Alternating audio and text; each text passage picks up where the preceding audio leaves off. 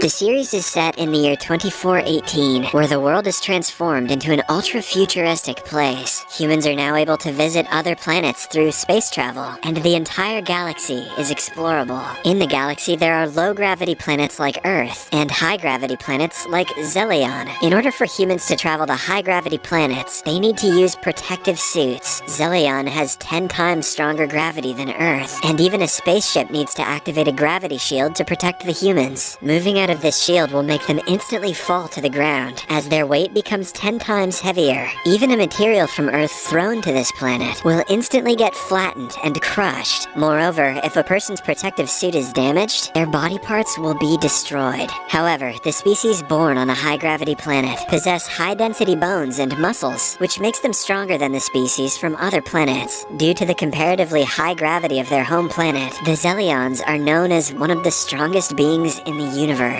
One such powerful Zelion is Alara Khitan. She can knock down doors and walls, and crush a solid block of titanium, or reshape it into a sphere with her bare hands. She is a security member of an exploratory spaceship known as the USS Orville. The Orville is tasked to maintain order across the planets, and also repel any dangers from other galaxies if needed. The Orville is operated by several other personnel. Most of them are humans, and some are aliens. Its leader, Captain Mercer, is a human who is known for getting things done one way or another. He's also known for inventing Family Guy. The series then shows a planet named Sargass IV, where two people are being interviewed. It appears as if they have committed some sort of crime, and the interviewer keeps asking them if they are sorry. Everyone is wearing a strange badge, and it has an upvote and downvote option on it. Soon after, the public begins voting if the two criminals should be published, and the live vote count is displayed on TV. I guess Reddit made it to the future. Later, the criminals are brought to the punishment room, but when one of them tries running away, the cops shoot him down. Following this, the second criminal is sat on a chair, and a device is placed on his head. As soon as the downvotes reach 10 million, he is electrocuted, and the scene changes. A few days later, the Orville approaches Sargass IV in order to look for two of their missing researchers. The strange thing about the planet is that its culture is almost identical to that of 21st century Earth. Before initiating the mission, Captain Mercer reveals to his group that the two researchers had been sent to Sargass IV to study the place, but 1 month ago they lost all contact with them. He then assigns a team of 4, Commander Kelly, Dr. Claire, Lieutenant Lamar, and Lieutenant Alara, to head down to Sargass IV. Since Alara is different and has unusual patterns on her face, she wears a traditional Sargass hat and covers her nose with a band-aid before leaving. When the 4 arrive on the planet, they notice that it is awfully similar to 21st century Earth. Strangely, the people use their badges as if it is a daily part of their life. For instance, a man compliments his friend's weight loss, so he is given an upvote, and another man accidentally spills his coffee onto a stranger, prompting him to get a downvote. In short, the Sargass IV is a completely democratic country where the general population decides everything, including a person's fate. However, the Orville group doesn't pay much attention to it and simply proceeds with their mission. A while later, they come across a bookstall and inquire about the researchers. Instead of answering, the owner hands them 4 badges, mentioning that it is a crime to walk without one. As the 4 are walking through the streets, Lieutenant Lamar tries to have some fun and starts dancing with a nearby statue. Commander Kelly immediately tells him to stop, but Lamar, being Lamar, continues showcasing his weird moves. Just then, some people around them start clicking videos of the dance, and as a result, Lamar finally gets down from the statue. Shortly after, the group reaches a cafe, where they notice a woman being turned down because of her massive downvote count. It turns out that the people with a large number of downvotes are shunned by the society of this world. Meanwhile, the group approaches a cafe employee, Lysella, and shows her the picture of the 2 researchers that went missing. Surprisingly, they are told that the 2 are popular people, as they had been corrected recently. But before they can interrogate any further, all of a sudden, the downvotes on Lamar's badge start increasing at an exponential rate. The group is perplexed by what's happening, and just then, a TV report displays the footage of Lamar dancing with the statue. Strangely, the reporter comments that Lamar was humping the statue, which turns out to be a deity on that planet. Lamar shall henceforth be referred to as the God Humper. Confused, the group decides to return back to their planet, but when they reach outside, a large mob of people surround them. Lamar tries his best to claim his innocence, but sadly, a bunch of officers show up and take him away. He is then brought to prison, where a man named Willix, who is a publicity officer by profession, approaches him. In this world, publicity officers are the equivalent of lawyers, but their jobs are contrastingly different. Willix tries to ask Lamar his side of the story, but the latter mentions that he was simply dancing. He also claims to be unaware of all the rules in the world, prompting Willix to tell him everything. He mentions that in Sargass 4, everything is democratically run, so if a person commits a crime, the public will determine his or her fate by a voting system. If said person reaches 10 million downvotes, they will be corrected. A correction is a procedure in which a criminal is electrocuted until all of their memories are wiped. Hearing this, Lamar becomes terrified and begs Willix to help him, but the latter mentions that there is a legal process. Lamar will have to go through a series of interviews, which will be displayed on live TV, and if the audience likes his apology, they might upvote him and save him. Hence, their best chance to escape the correction is to prepare a perfect apology speech. Travis Scott wouldn't stand a chance on this planet. A while later, the Orville group visits Lamar in the waiting room and finds out about the correction that he's going to face. Hearing the word correction, Alara remembers that the cafe employee Lysella also mentioned that their two friends had been corrected, and that is why they are so famous in this world. Hence, Alara, along with Dr. Claire, decides to interrogate Lysella, while Commander Kelly stays behind with Lamar. In the next scene, Lamar is being readied for his first apology interview, while Willix and Claire try their best to motivate him. However, the session goes awfully wrong when Lamar makes a mockery out of himself. Soon, the people start the voting system, and Lamar receives a whopping 4 million downvotes. Elsewhere, Alara and Dr. Claire approach Lysella and start interrogating her about their missing colleagues. Lysella mentions that one was corrected and sent to a facility, while the other one was shot and killed as he tried to run away. A while later, when Alara and Claire are in the bathroom, Lysella approaches them and accidentally notices Alara's uncovered face. Scared, she tries running away, but the Orville duo calms her down and takes her out for a drink. There, Alara and Claire finally reveal that they are aliens, and that they have come to take their friends back. Soon, Lysella also starts feeling comfortable, and she tells them that the researchers were apprehended for not giving up their seat to a pregnant woman.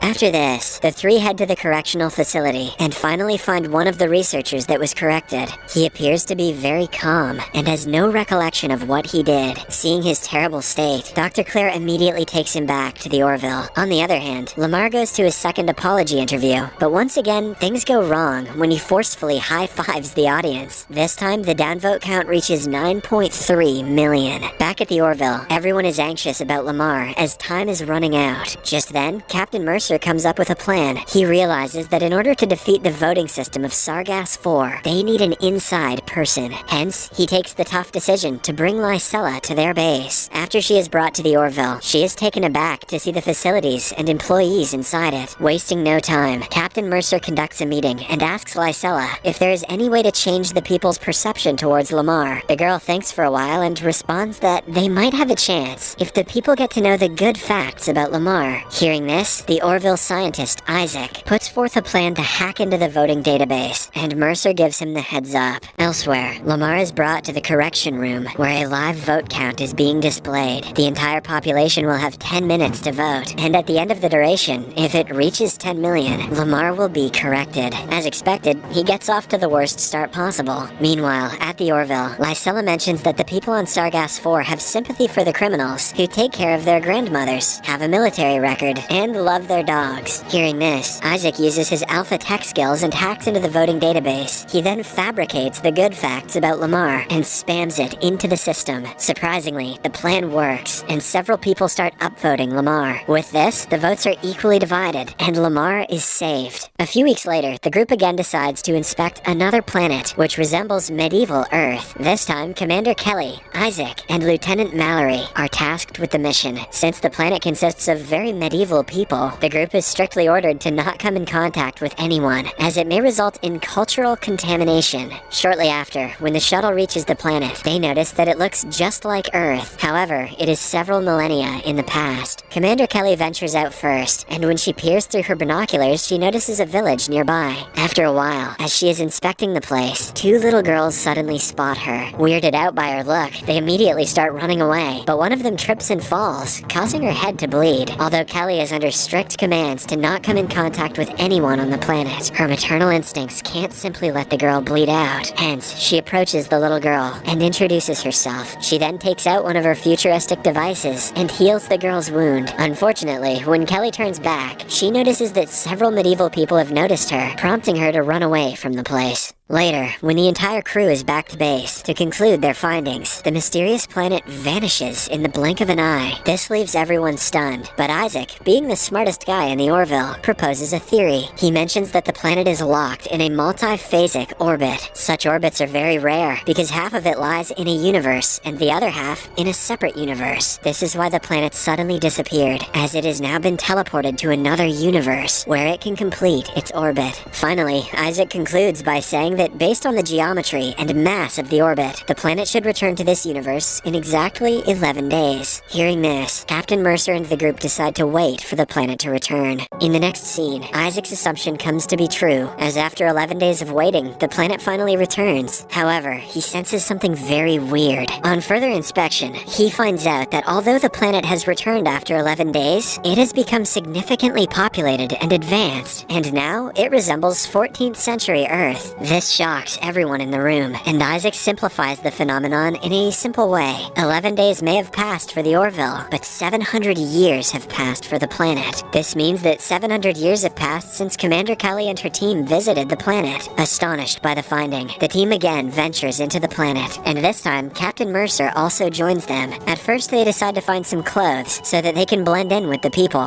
Hence, they approach a nearby hut and try stealing some clothes. But just then, a lady emerges with her child. She confronts Kelly and begs her to bless her child. Although confused, Kelly hesitantly obliges. Because of the incident, the group realizes that something really bad has happened. Later, when they put on their new clothes and continue their journey, they come across some corpses hanging on a pole. When Captain Mercer inquires about them, a man reveals that they were hanged for spreading blasphemy about their god, Kelly. That's not all. The group also finds out that the whole village worships Kelly, and criminals are executed in her name. Even a small kid is forced to study when his mother mentions that Kelly is watching him. Stunned, the group reaches a religious temple where they find an enormous statue of their god, Kelly. This is when they realize that Kelly's contact with the people 700 years ago changed everything. Since she looked modern and healed the girl using her device, rumors spread around the planet that Kelly is a god. As a result, they started worshipping her, and even after 7 centuries, they still regard her as their savior. This is a big problem for the group, as they have breached a major rule of the Orville. Hence, they try to sort out the problem before it reaches the higher authorities. After a bit of thinking, Kelly decides to confront the head of state, Volantis, and reveal that she is a mortal. Shortly after, she reaches a large mansion, and when the guards and Volantis recognize her, they immediately drop to their knees as a sign of respect. Kelly tells them to get up, and starts explaining that she is not a god.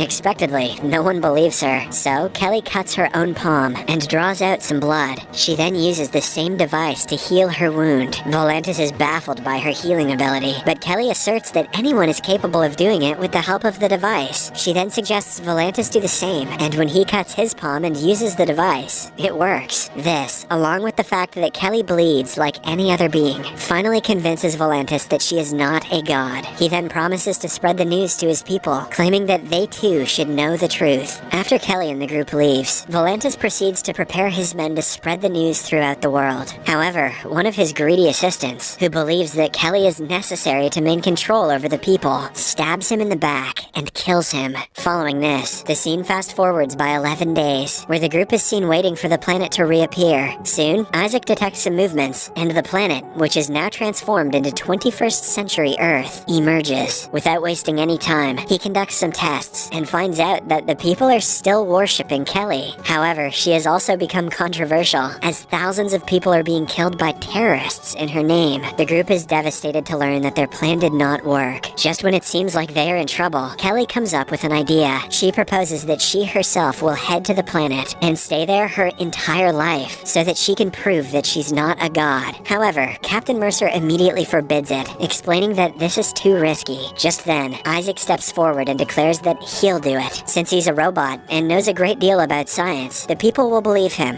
Furthermore, he will also survive for the next 700 years, as it is only 700 seconds for him. Although Captain Mercer and his group are still skeptical, they decide to let him go, as it is the only way to repair the damage. After this, the scene again skips to 11 days later, when the planet reappears. This time, it is transformed into a highly futuristic world, with gigantic cities in it. Meanwhile, a spaceship approaches the Orville and asks for permission to enter. Captain Mercer approves of it, and two futuristic-looking aliens, along with Isaac, enter. At first, the two thank Captain Mercer and the group for sending Isaac, as he was one of the driving forces behind the planet's development. When Kelly inquires if she is still being worshipped, the aliens reply that they stopped doing that a long time ago. However, the people are still grateful that Kelly and the other aliens visited their planet, as it gave them the motivation and willpower to make their planet similar. The episode ends as the aliens return to their planet, while the Orville continues its journey of exploring.